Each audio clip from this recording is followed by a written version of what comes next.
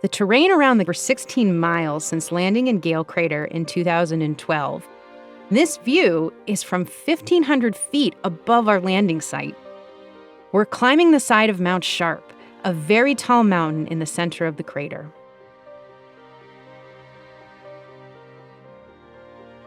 All of this dark material is Martian sand that's made up of broken bits of volcanic rock.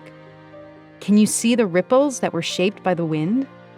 We had to drive around this massive sand sheet as we climbed Mount Sharp. Look how clear the air is. That's because it's winter, when there's less dust in the atmosphere. You can see all the way to the rim of Gale Crater, which is about 20 miles away. We spent the last several years investigating clay-rich rocks that formed in lakes. But now we're entering a region where rocks are filled with salty minerals called sulfates. These minerals form in drier conditions, so we think this area might show us how the ancient Martian climate was changing. We're starting to see lots of very cool, knobbly textured rocks like these. We think these veins and nodules were created by groundwater.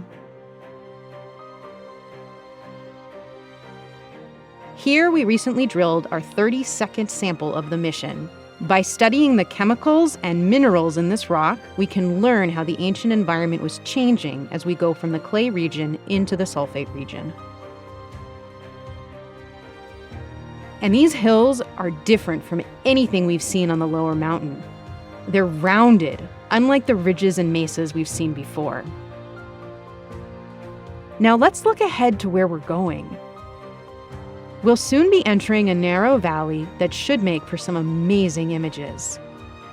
On the left is Rafael Navarro Mountain, named after one of the mission's scientists who passed away in January of 2021.